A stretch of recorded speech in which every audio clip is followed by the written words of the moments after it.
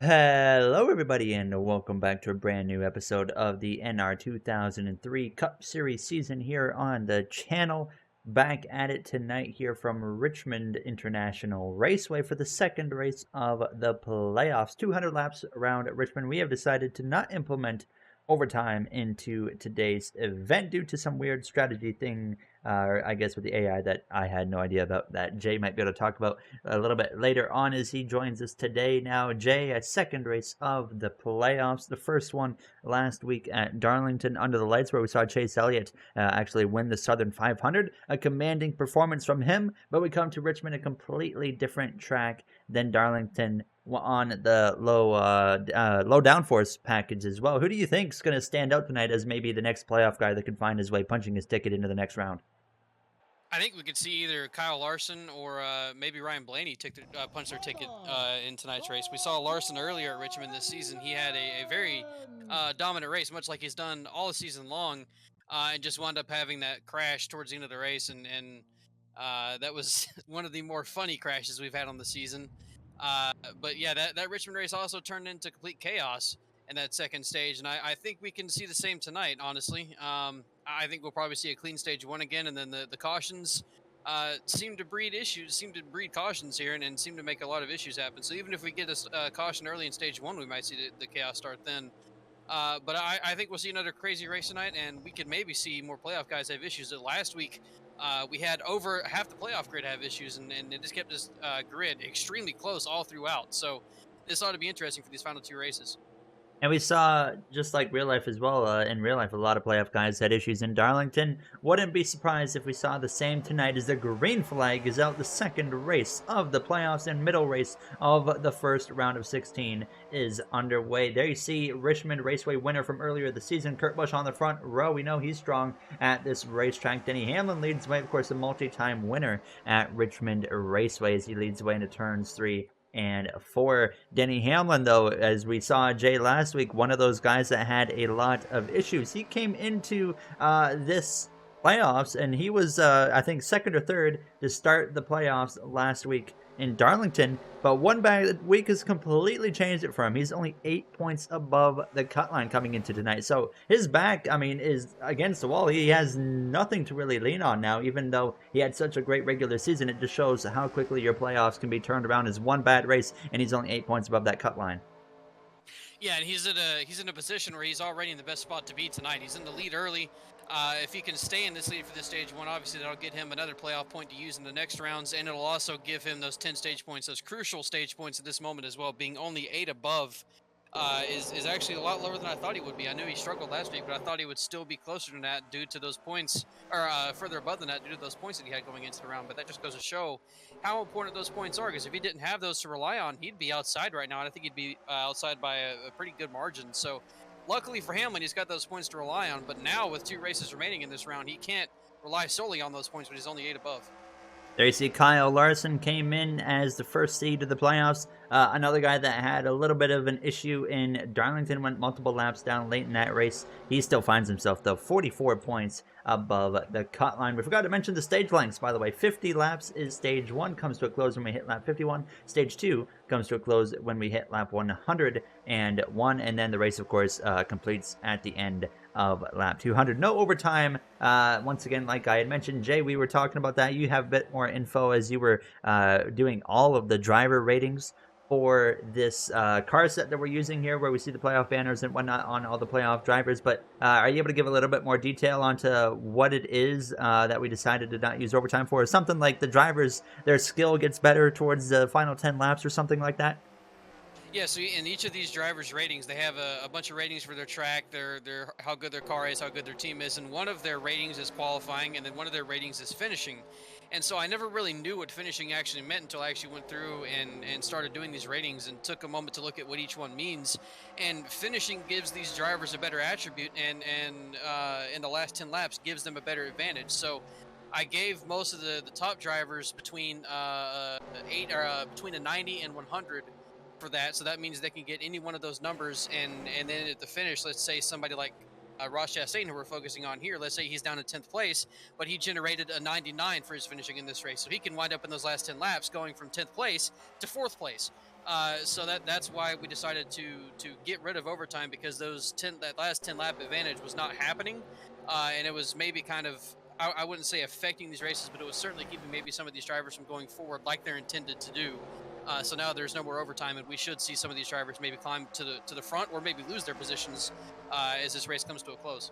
Certainly, something that I honestly had no idea about as well with the whole finishing attribute and whatnot. As you see, Daniel Suarez, a playoff driver, 7 points below the cut line coming into tonight. He's the first one out, getting passed by the 24 of William Byron, who comes in 11 points above the cut line. Kevin Harvick is currently last in the playoff grid. JB saw him have an extremely up and down regular season. He was lucky to be in the playoffs. If he didn't win the first 2 races of the year, he wouldn't even have made the playoffs. And here he is now, 18 points below the cut line. We're seeing him right now run in the 19th position. What does this 4 car in this team have to do to get themselves up towards the front and get themselves in the mix to make it into the next round of the playoffs?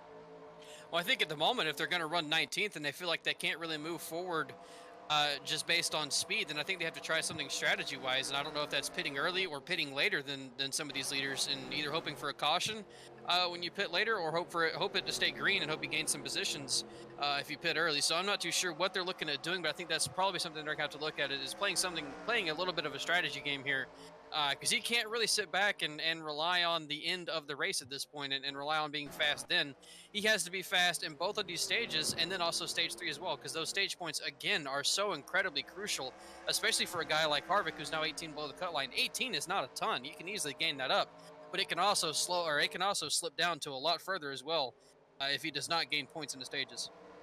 Couple of playoff drivers, or non-playoff drivers, sorry, up in the mix. You see Tyler Reddick there in 3rd place, has the fastest lap so far on the session. Kyle Busch there in 4th place, still winless on the season. He is looking to make sure he gets at least 1 win like he did last year, to make sure he doesn't have his first ever winless season in the NASCAR Cup Series. Eric Almirola rounding out your top 5. A lot of pressure there from the 22 of Joey Logano. And Eric Almirola, Joey Logano, they were up towards the top 5 in the regular season standings. Joey Logano had very big issues in the opening laps of Darlington. Comes into this race 16 points below the cut line. Now Almirola, on the other hand, is 27 points above the cut line. So Jay Logano, I mean, themselves as well, a team that actually has performed well all season long. A top 5 team we're talking about, having one thing go wrong. Now they're 16 points below the cut line. But right now they're doing pretty much everything they need to be doing, running up into the top 10 and putting on some pressure for the top 5. So they're doing exactly what they need to be doing tonight. And it just comes down to what we mention every year now with this format, and it gets said over and over and over again, of how crucial every single moment is in these races now. You know, every single position is 1 point up to between 1st and 2nd place. And so that jump between 1st and 2nd is also huge as well. But the points can be dramatically changed with just one race and just really one stage even. So that's why we're seeing Joey Logano struggle. That's why we're seeing Kevin Harvick struggle. Denny Hamlin only 8 points above. You know, so many of these guys right now are in different positions now than they were starting last week's race. And it's all just because one race has huge ramifications on these playoffs. And that's why you have to really show up to every single one. And you can't just relax unless you're a guy like Kyle Larson, who has got a really good point advantage right now. He's got 44 points. I think you can consider him to be kind of relaxed, but still, that's only 44 above. If he DNFs this race and then has a bad race next week, he doesn't advance.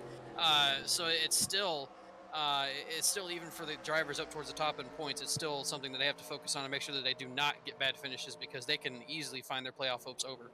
You see some playoff drivers here going at it. Chase Elliott won last week, so he has nothing to worry about this week. And next week, William Byron moving his way forward. Maybe keep an eye on him. He's been going nothing but forward since the start of this race.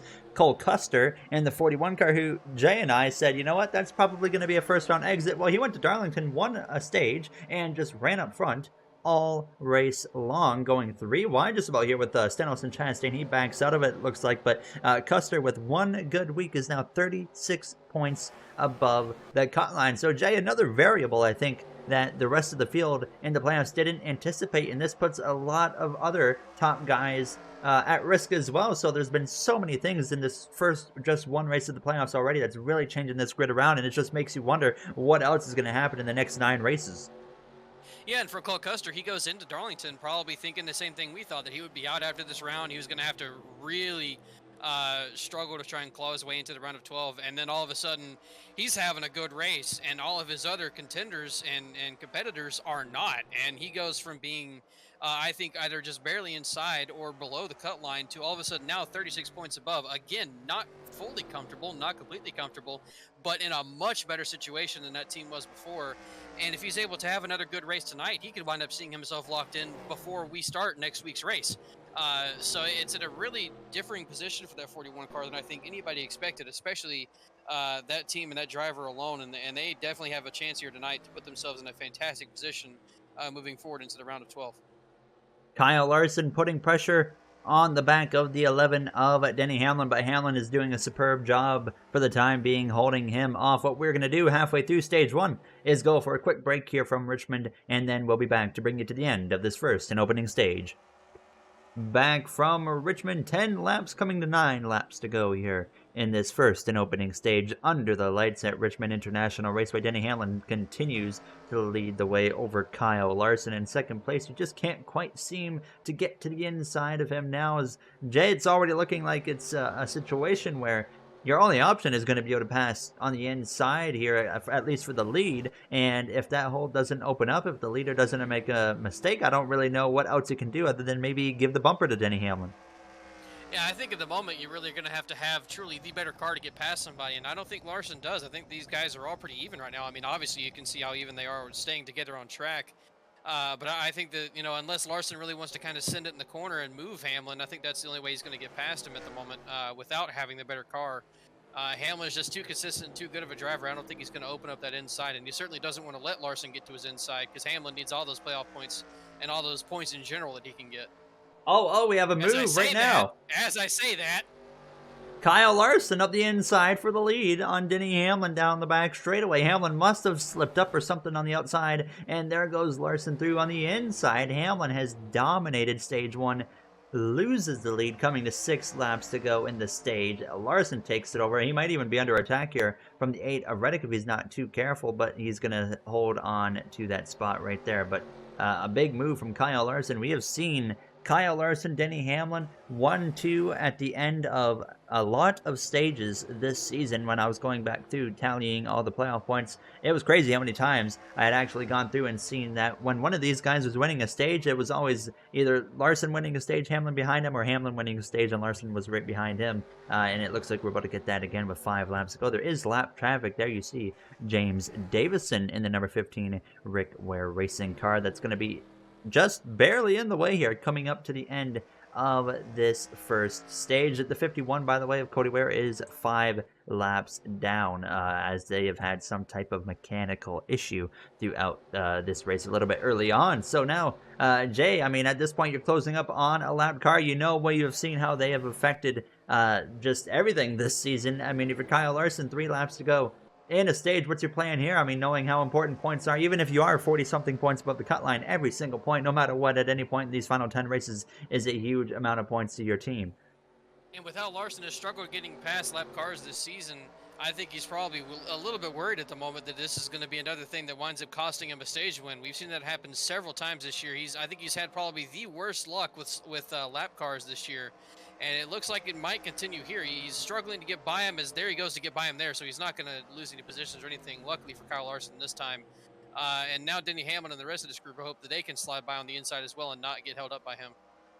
2 laps to go in stage 1, coming to the white flag. Hamlin, oh, he gets caught in a bit of a wrong spot, and now Tyler Reddick to the inside. That's 2 points Hamlin has given up here on the last handful of laps. He might give up more to Kyle Busch, but no, Hamlin, oh, this could get dicey. White flag in the air here in stage 1. Hamlin under attack from Kyle Busch. 3 wide on the exit of turns 2. Could this get a little bit dicey? There might be a little bit of contact, actually, between Hamlin and Kyle now as they go into turns 3 side by side. Kyle Larson out of turns 4 wins stage 1. Hamlin even going to lose the spot to Joey Logano, and his car really dropped off at the end of this first and opening stage now, as we got to try and find the pace car somewhere here on the track. Is, you know what, the pace car did not come out because I spelt yellow incorrectly, so that's a little bit awkward now, as we are going to actually base it off of what they did when they crossed the line last time around, but the caution comes out one lap later. Kyle Larson still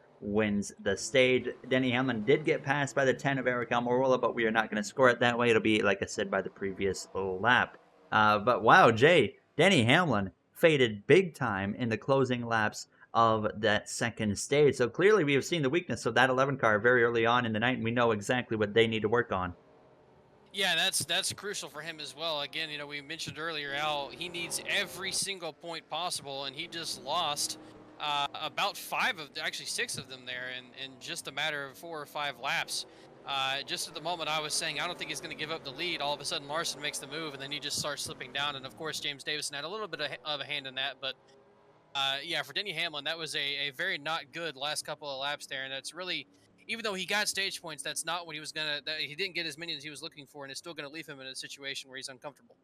And we'll see what adjustments they make here on the pit lane. Pit stall number 1 for Denny Hamlin now. Obvious 4-tire call is what these guys are going to do. We'll see if Kyle Larson can win the race out of the pit lane. 4 tires for him, and he is off in front of Tyler Reddick. Here comes Kyle Busch around the outside, and Hamlin is going to exit there, and he's going to be in the 4th position as Kyle Busch is able to just barely get out, maybe in front of the 8 car. Can't quite tell there. But what we're going to do once again here from Richmond, take a quick break and come back for the start of the second stage. We'll be right back here from Richmond International Raceway. Back from Richmond Raceway, getting ready to go green for the start of Stage 2. Kyle Larson out front for the first time here tonight, though. We're going to bring back the amped segment. I said we're going to try to do it for every race of the playoffs. Well, we remembered 2 weeks in a row for the first time this season. It is time to get amped here for the start of Stage 2.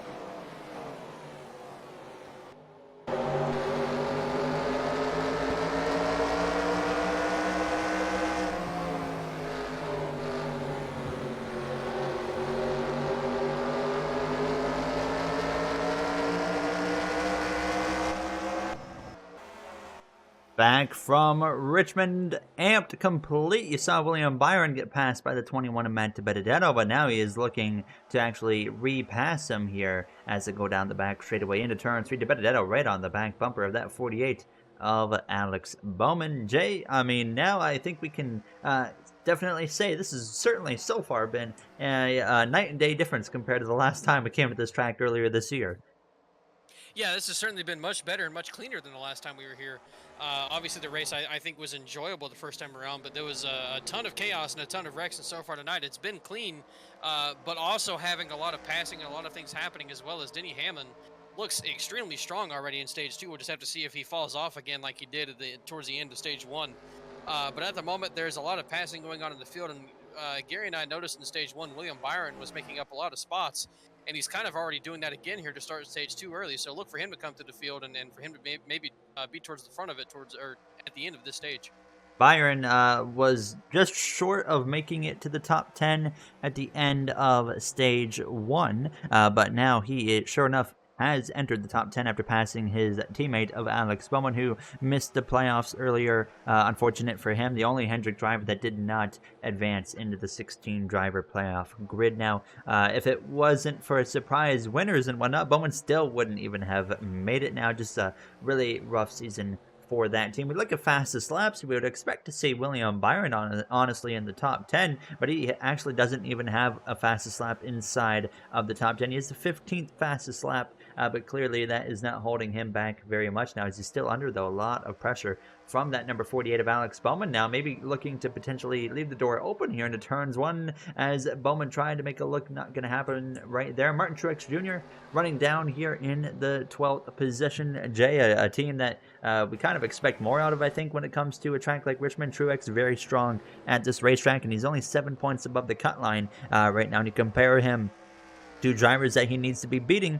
He's beating Suarez, Bubba Wallace, and Kevin Harvick tonight, but Joey Logano right now is running way better than what Truex is. So at this rate that it keeps going, we could very well see Truex in that bottom four just because of Joey Logano's performance.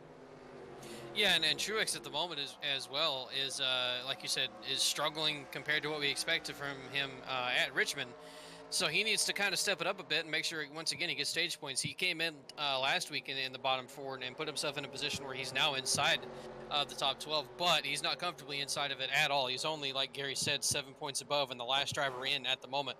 And the way Joey Logano is running, yeah, he's not going to be past him after this stage. Tyler Reddick heading to pit road here with some kind of issue. Maybe coming back on track after going to pit road, never mind. One lap down. So he went from running maybe second or third or somewhere inside the top five like he has been all night to having some kind of issue on pit road, which is much like that has happened to that team the past month or so. Again, he was another one of those drivers like Chris Buescher inside the playoffs for majority of the year, had a very nice gap. And then when it came time down to make the playoffs, he wound up not making it. He fell out because he just started having bad performances.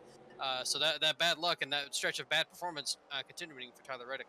There you see Ryan Blaney moving his way forward. It's kind of reminding me of last week. We saw, Jay, I think, the charge of the season from Ryan Blaney at Darlington in that final stage where he started, I think it was 20th place. And by the time pit stops came around, he had gotten to the lead. It was unbelievable watching him charge his way through the field. But he proved that just doesn't really matter how fast of a car you have. It still comes down to strategy, as they decided to wait as long as they could to pit, and they ended up losing a bunch of track position, only ended up 5th, 6th position, somewhere in that area. So that goes to show as well. I mean, even tonight, Kyle Larson right now has an incredibly fast car, but if they maybe just play that strategy wrong, we could easily see this play into the hands of Denny Hamlin or Ryan Blaney instead.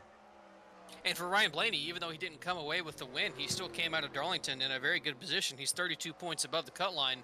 And as we saw him coming through the field just before that, we saw his teammate of Matt DiBenedetto doing the same thing. He came through the field as well, and his run also stalled out. But in doing that, DiBenedetto took himself from being the last driver in the whole grid to now inside the playoffs by 15 points. Again, not comfortable, but better than he was.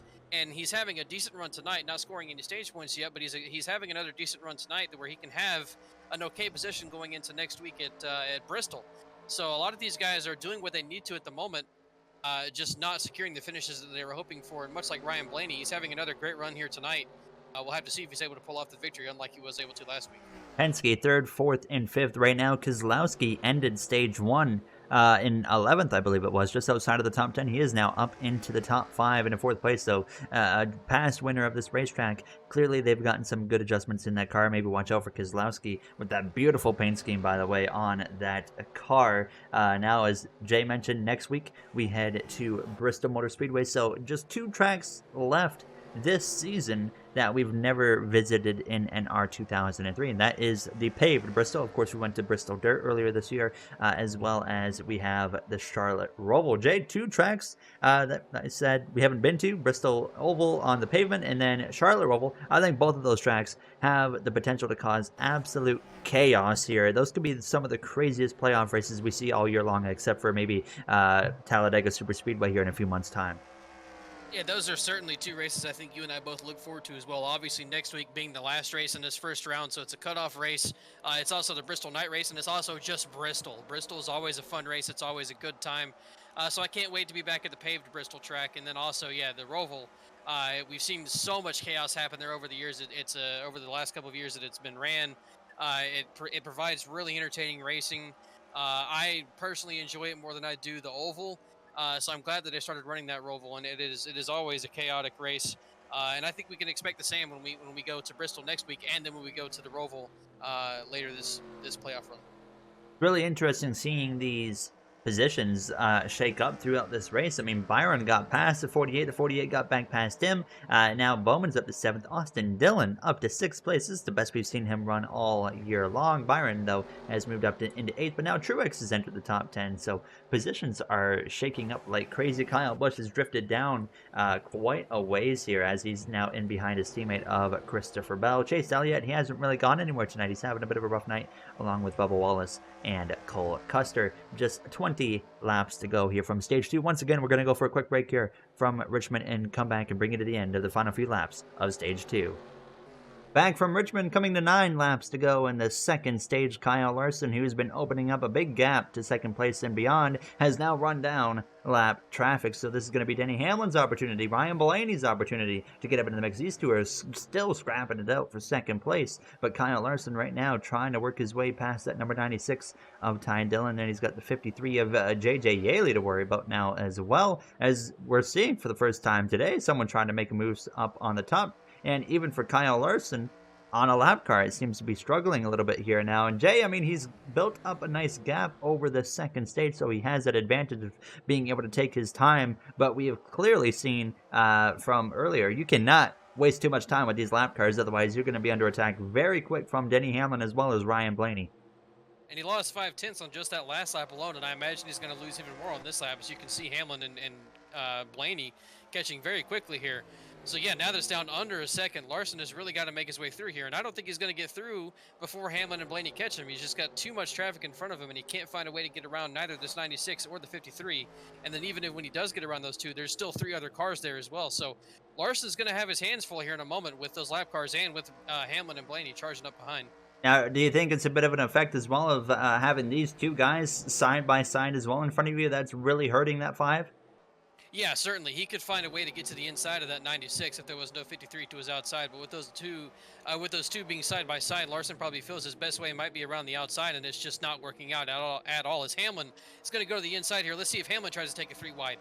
This would be smart if Hamlin tries to go 3. He is right on the back of the 96, and I mean right on the back bumper, nearly just about cause an incident potentially here, as what line is going to prevail is now the question. Blaney's going to follow Hamlin. Larson at risk now going down from 1st to 3rd. Now he does have that points buffer, and sure enough, there he goes all the way down into the 3rd position. That 53 has lost a ton of pace all of a sudden, as he already didn't have any to begin with. But Denny Hamlin to the lead with Ryan Blaney on the exit of turn 2, so a bit of a opposite of stage 1, where Larson passed Hamlin in the last few laps of stage 1. Now Hamlin passes Larson, and clearly, Jay, we're also seeing with 3 laps to go on the stage that I think this FedEx Toyota Camry, or OfferPad Toyota Camry here tonight, has clearly found that long run speed they were looking for with those pit lane adjustments at the end of stage 1.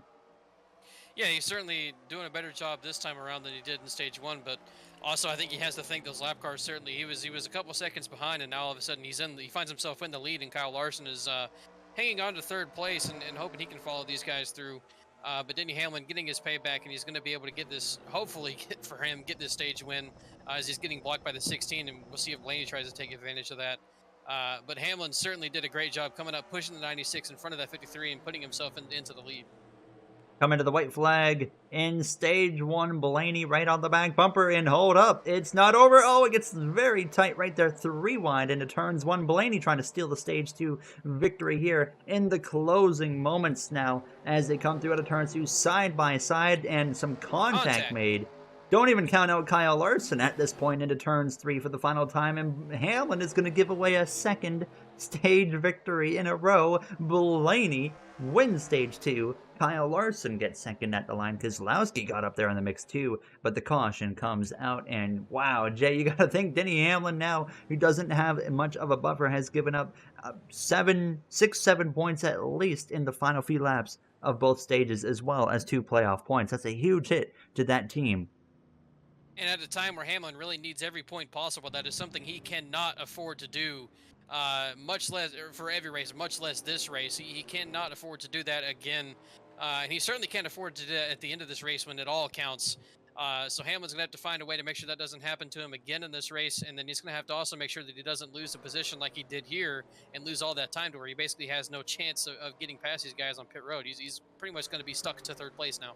Kurt Busch rounded out the top 10, both Truex and Byron as well in the top 10. Joey Logano had a very strong run in the top 5 at the end of this second stage, as we're going to see if any positions shuffle around here before we get going for that third and final stage, which comes to a close at the end of lap 200. Been a very clean race so far here tonight, but some tremendous racing as well. As it looks very good for Ryan Blaney. He's going to beat the 5 car out after winning stage 2, and he will be the first car off of the pit lane. And Hamlin has a bit of a slow stop there. He's going to be 4th after finishing 3rd in the second stage. As you see the rest of the field, Chastain overtakes his teammate of Kurt Busch now, as we're going to go for another quick break here from Richmond International Raceway and get ready to... Oh my goodness, I thought the 12 was coming back into the pit lane for a second. That was a little bit of a weird moment, but they're okay. So we'll be right back here in a few moments time from the end of stage 2 for the start of stage 3. Back from Richmond, getting ready to go green for the start of the third and final stage. It will be 95 laps of racing remaining here to the end of lap 200. Ryan Blaney, your stage 2 winner, getting ready to go green from that front position. He is really heated up here lately in the last probably half of the regular season or so, picking up his first win at a track that I really can't remember, but he has been really strong lately here as he leads away back to the green flag. Kyle Larson here in second place. Jay, we've obviously seen that 5 car of Kyle Larson has a lot of speed. Had a little bit of bad luck there at the end of stage 2, choosing the wrong lane, but I think we got to consider him as the favorite here in stage 3. And he got a really fantastic start there on Ryan Blaney. Was all over his bumper, but I think Blaney at the moment is going to take off a little bit faster than Kyle Larson, but I've yet to see if Blaney's going to be faster than Kyle Larson. Larson pulled away such a huge gap on the field last time around in stage 2 that I don't think I think we could see that happen again if he's able to get around Ryan Blaney here. But Blaney also was the one who kept right with Denny Hamlin in third place, and they were the closest to Kyle Larson. So I think the top 3 at the moment, we have Kyle Larson, Ryan Blaney, and Denny Hamlin. And Hamlin at the moment is already going right back at Brad Keselowski. Hamlin trying to complete the pass there, and sure enough, up in third place he goes. They're still going to be side by side. Ross Chastain up in 7th place right now. Another guy that Jay and I said, you know what, he's going to be out round 1. The only reason he's in here is because he won at Talladega Superspeedway earlier this year, but actually gained enough points in Darlington, just stayed out of trouble basically, and he came into this race 14 points above the cut line, and now is running up inside the top 10. So Chastain as well having a good run. Now Cole Custer on the other hand tonight, he's lucky he had such a good Darlington, because he has not been having the ideal night to say the least. He is actually running, this is probably the best he's run all night. Now you're seeing Kurt Busch fade down the order a little bit, but Kevin Harvick as well, running a little bit better than he was earlier in this race. But Jay, a guy like Kevin Harvick, 18 points below coming into this race. We know we don't have live playoff points. We'll do that in the next episode, but we know he's lost more points here in the first 2 stages. What's this team got to do? I mean, they're at least got to look at somehow finding their way into the top 5 at the absolute minimum to keep their chances alive going into Bristol. And at the moment, it certainly does not seem like that's going to happen tonight. He's just struggled too much, and he made his car a little bit better, got close to the top 10, and then so far in the stage 3 has lost all that track position that he's gained. He can't find a way to the bottom, and when you're stuck up top, you're just going to lose track position no matter how good your car is. As we see Chase Elliott go by him, who's also struggled tonight, but again, for Chase Elliott too, he's also locked in, so he doesn't have to worry at all. He can just kind of vibe his way into the round of 12. But yeah, Harvick is going to have to find a way to do something tonight, and I don't think he's going to be able to. I don't think he's got the car, and he certainly doesn't have the track position at the moment. So he might be going into Bristol with a must-win mindset, and they need to find the perfect setup, the perfect way around that track, and he needs to do everything right next week at Bristol. Because 18 points out going into tonight and losing more and struggling bad at the moment is certainly not good for Kevin Harvick. And there's also not a lot of separation, I don't think, between anyone, because then we have 16 playoff drivers, and I think all 16 of them are inside the top 20 at the moment, if not the top 18. So certainly they are showing out here tonight, and all the playoff guys have showed up. And when Harvick is running the last one of those cars, it is really not good for him. Going to be interesting to see what the grid looks like at the end of tonight, and I think just being on the top in general is a huge disadvantage. Austin Dillon was right around the top 5 at the end of stage 2. He is now down in the 15th position here after almost 10 laps of racing now. As you see Alex Bowman trying to make a move as Hamlin could not complete the pass actually on Brad Keselowski, so he settles down in the 4th position. Kyle Larson still down here in 2nd place. Lap traffic, if it stays green throughout this final stage, is going to play a huge role in determining who finishes where and who is able to win this race. So that's going to be something intriguing to watch out for here throughout the rest of this evening here in Richmond. Larson trying to put some pressure on the back of that 12 Ryan Blaney, but here comes Keselowski. I wouldn't even count him out now, Jay. We've been seeing Keselowski kind of sneak his way up towards the top 5, and now he's sneaking his way into the top 3 and closing in on the front 2 leaders. Maybe he's been holding something back and might have something here in this final stage. And aside from Keselowski, look back a couple cars behind him, and we have Alex Bowman charging forward at the moment. I noticed him making passes right at the beginning of the stage, and now he's going for a pass on Joey Logano. He's been running decent all night, but now he's really starting to go on the charge forward to put himself inside the top 5. And he may try to go at Denny Hamlin and Brad Keselowski here and maybe see if he can go towards that lead, which unfortunately for Bowman, you know, this kind of run is coming too late for him with how he struggled during the regular season. But maybe that team is in playoff mode because of his other three teammates being in the playoffs, and they've kind of maybe turned it up here tonight and brought something that his teammates have as well.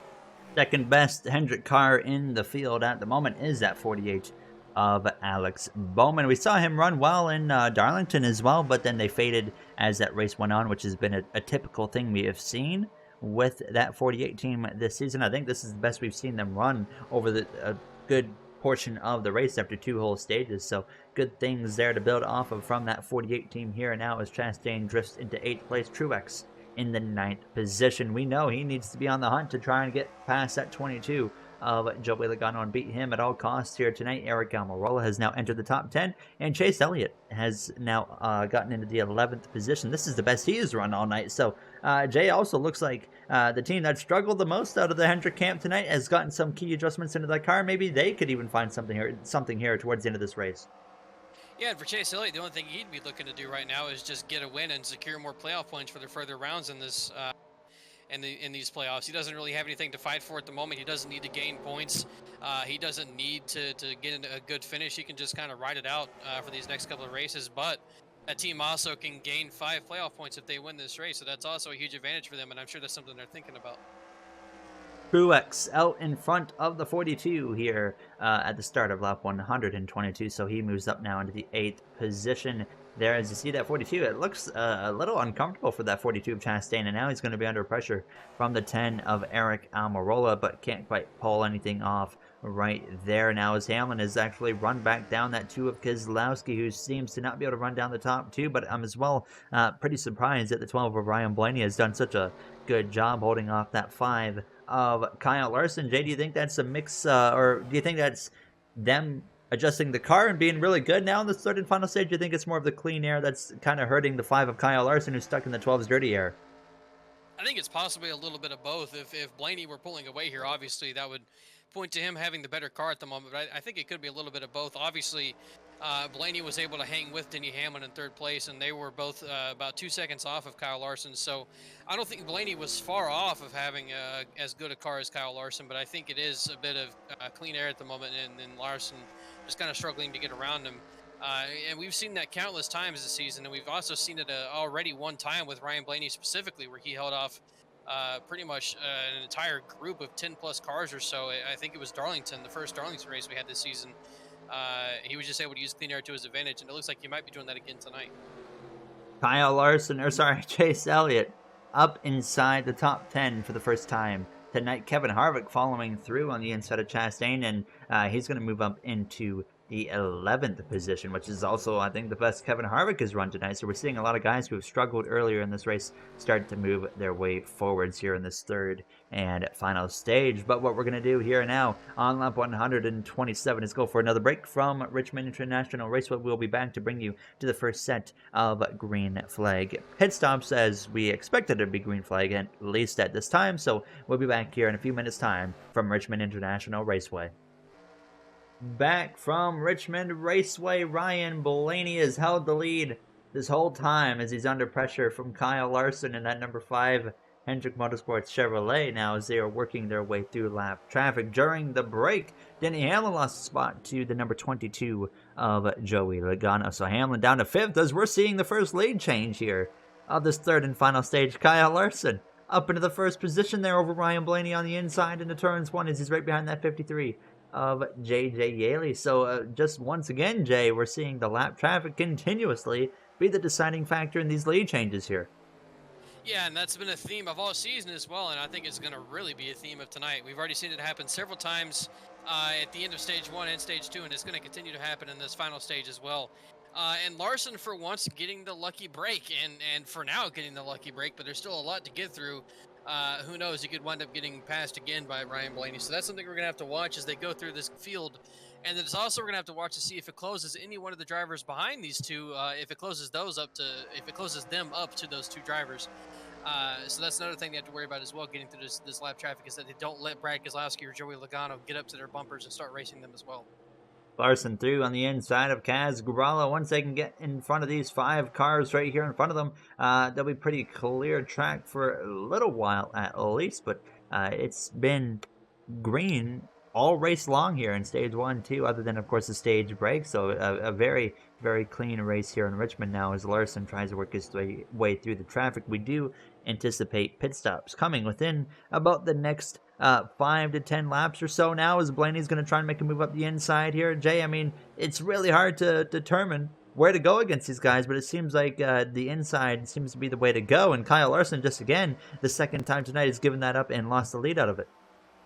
I feel like what we've learned so far from those first 2 stages, and we're learning it again here, no matter what, stay to the inside. No matter how slow you think they are, and if you think you can get past them to the outside, James Davison getting loose there off the corner almost created an incident there for a moment. But yeah, you just always need to stay to the bottom no matter what. You can try and get a run off the corner to get to their inside, and just no matter what, even if they're slower than you, they will be faster on the inside than you if you are on the outside. And we've seen that cost these drivers several times, and it once again cost Kyle Larson there. And here comes the 2 of Keselowski and his teammate of Logano. I mean, it's Penske Racing 1, 3, 4 right now. They are having a tremendous night in Richmond at a track where usually I myself think about Penske Racing as a competitive team. So I'm not surprised to see these guys running as well as they are. Larson still, though, right on the back of that 12 of Ryan Blaney, but Blaney's only going to have 1 lapped car to deal with here before he is set free and able to run away again. Now, as Larson has to hope that maybe more lap traffic helps him get back into a position where he could potentially take that lead back away now. As you see Denny Hamlin trying to work his way through the 78 of BJ McLeod. Alex Bowman just behind him now. Jay, once again, we're seeing Hamlin kind of fade, so maybe they got the adjustments wrong at the end of stage 2 this time around, because this is probably about the worst running we've seen him all night long, other than at the very end of stage 1. And unfortunately for Hamlin, he's having to be like Kyle Larson and clear his own path through these lap cars, and the other drivers behind him are just going to be able to follow him and gain an advantage on him that way. So Hamlin's going to be losing out that way too, and he hasn't lost any positions yet. But with Alex Bowman and Martin Truex right on his bumper, and then those cars behind him, the 10, the 9, the 4, the 24, they all have the potential to catch up to him as well. So Hamlin could be really in some real dangers. He's going to be the first one pitting here. I think this is a smart strategy. Oh, the 12 as well. The 12's on pit road. The 12, the 11 as all came in. The first 2 playoff drivers, the 24, William Byron. Jay, honestly, I think this is a brilliant call from all 3 of these drivers. Blaney didn't need it as much, but Hamlin and Byron for sure. This should absolutely help them a ton. That's a huge call there. As there's contact on pit road between the 21 and the 11, may be okay with for both of those drivers. But I think that's huge for any of these playoff guys towards the back, and it's also huge for Hamlin and Byron. They get to pit before they really have to deal with the lap cars. Hamlin was dealing with them more than Byron was, but certainly it's an advantage for them to get on pit road before they really have to deal with them that much. Definitely looks like the 11 was okay, as they did not. Maybe they did make repairs, actually, because the 24 is able to beat them out of the pit lane. So another hit there to Denny Hamlin. Bubba Wallace still on the track, and as well as Daniel Suarez, which Jay, I think, is what we expect to see. These 2 guys specifically right now don't have a lot going for them in this race, and what they are now hoping for is a caution comes out and they have the field trapped a lap down, and this would have worked perfect for them. I think that we just saw on pit road, before I get to these 2, I think we just saw the 10 and maybe the 22. It was one of the Fords make contact, so there might be some damage for the 22 and the 10. But yeah, I didn't expect Bubba and Daniel to struggle as much as they have tonight, but I certainly expected them to be towards the bottom part of this grid, and they are, and they're the last two drivers running, last two playoff drivers running right now, and certainly struggling for them. Already heading into this race, struggling in points, and now struggling even more in this race. I think they're going to be in must-win situations at Bristol, and I just can't see that happening for either one of those drivers. There is damage on the front bumper of the 22 of Joey Logano. Will it affect the handling of that car and the speed of the car? We're going to find out pretty quick here, I think, now, as Kyle Larson is not going to be anywhere near the leader of Ryan Blaney, who was the first one of the top 5 to come into the pit lane, and he has nearly a whole straightaway over Kyle Larson, so you can see the effect that had. Now, Larson, of course, has the advantage of now fresher tires, so we're going to see if that will help him close in. Not much, by only a couple of laps, so we'll have to wait and see the effect that is going to have now as we look through the rest of this grid. There you see the one of Kurt Busch behind the 41 of Cole Custer. Elliott lost some ground. Now as we got a lot of, just a little bit of chaos going on right there for a second as a lap car in the mix in front of the 48 of Alex Bowman. But all the positions have shaken up. Suarez is now, by the way, on the pit lane. Elliott lost a lot of ground as well, and Bowman for sure lost a lot of ground there under the pit cycle. So some big losers there. Kozlowski dropped a lot of time now behind the 21 of DiBenedetto. Now as Hamlin is able to get in front of all of them, and Byron, I think, Jay, was probably the biggest winner of everybody. He is now third place after being just barely, I think, outside or inside the top 10 at the start of that pit cycle. So clearly they made the absolute perfect call here in stage 3.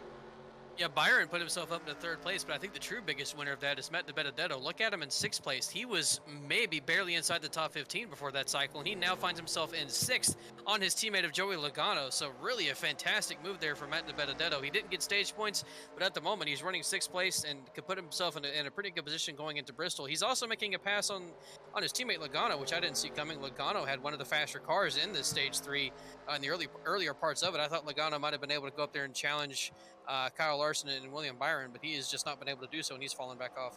And he does have that front end damage, so I wonder if that's affecting him at all here now. So DiBenedetto into the top 5 now, running good when it matters the most here as we're coming up on the final 30 laps of this race. William Byron there in that third place under a little bit of pressure from Denny Hamlin. Kyle Larson is 2.6 seconds behind Ryan Blaney at the line last time, and now goes from 2.6 to 2.7, and none of those drivers had any traffic to deal with right there. So maybe the 12 right now faster at the beginning of this final run here in Richmond. But what we are going to do is take one final quick break here from Richmond International Raceway and bring it to the end of this race. We'll be right back from Richmond.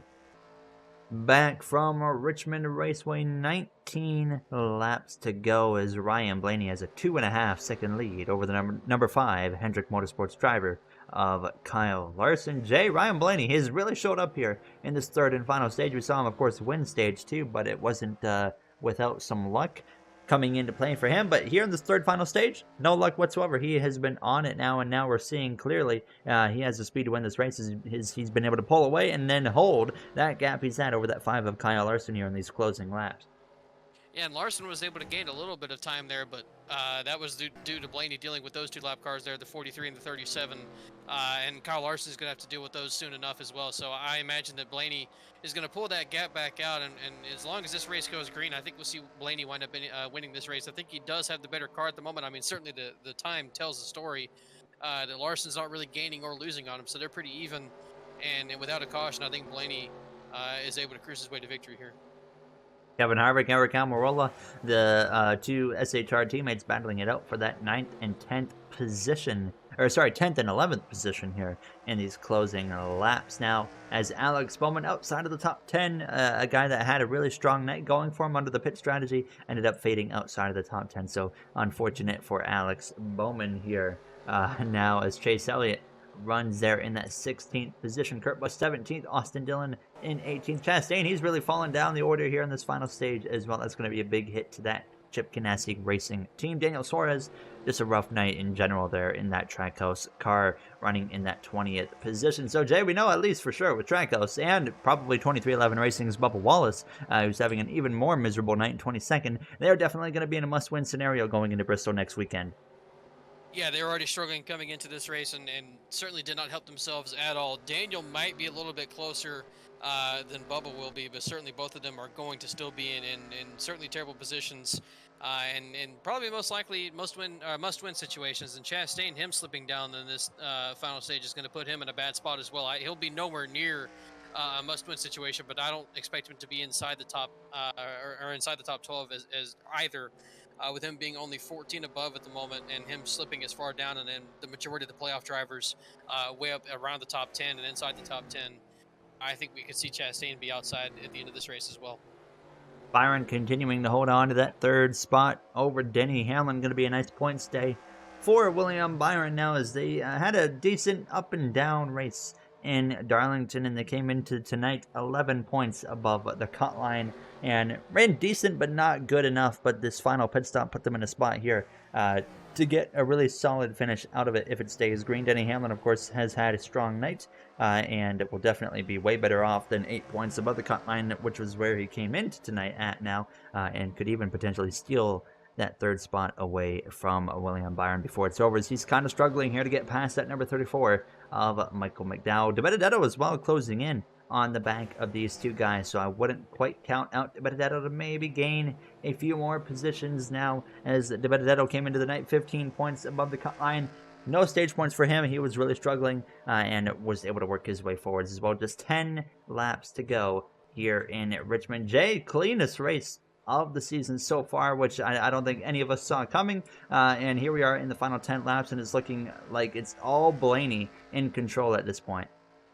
We go from last time we were at Richmond to that one being nothing but chaos and nothing but wrecks after stage one, to this one being one of the cleanest races of the year, having a lot of great passing, a lot of good stuff going on. Just not unfortunately, but just no crashing, no things causing drama, and it's been a clean and fun race all throughout. And so far, Ryan Blaney's been able to take advantage of the no cautions and being able to pull this lead out on Kyle Larson, and just be able to keep himself out front. I honestly did not expect him to have as big of a lead as he did when he came off pit road. I certainly thought he'd be in front of Larson, but I didn't expect it to be over 2 seconds. And then I didn't expect it to stay over 2 seconds. But Ryan Blaney's just done a great job with what his team has gave him, and they've really done a good job with adjustments.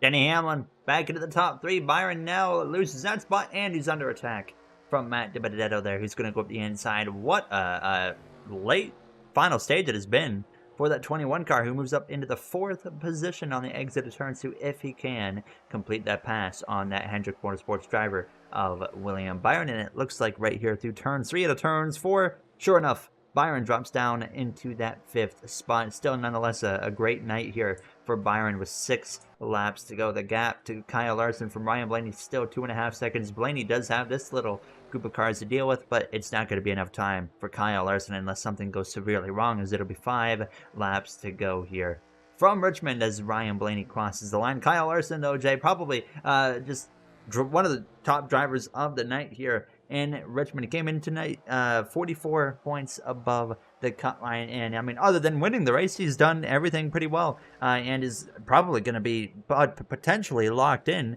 on points going into Bristol.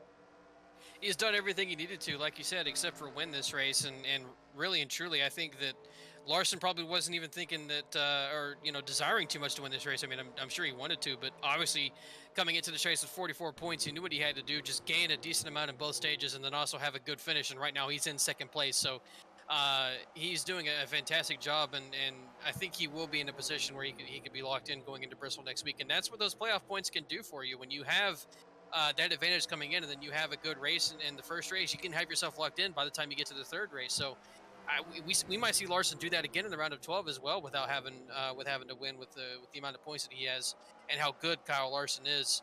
But at the moment, I look at the top 3. The top 3 are the top 3 drivers we've had all night. We've seen Blaney lead a lot. We've seen Larson lead a lot.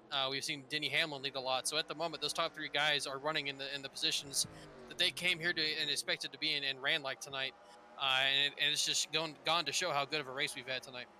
Down the back straightaway into turns 3, Ryan Blaney approaches the final lap. I think this is the first time this season we haven't had a crash that caused a caution here, as white flag in the air. Blaney stuck behind traffic, but it doesn't matter at this point. Larson did close a lot there at the end of that lap, but it's not going to be enough unless Blaney somehow finds a way to wreck himself here on this final lap. But he leads the way down into turns 3 and 4 for the final time, and Ryan Blaney is going to come through out of turns 4 to win the second race of the playoffs. Kyle Larson will end up in the second position here in Richmond. So Blaney advances into the round of 12 with his third win on the season. He has really heated up here lately in our NR2003 series, just like he kind of has in real life. It is weird how that kind of works now, as Hamlin ended up in third place. DiBenedetto got fourth. Keselowski got Byron at the line for fifth. So Byron gets sixth, Truex seventh, Logano faded down into eighth, Kyle Busch and Eric Almirola round out your top 10, as we will go over the rest of the results here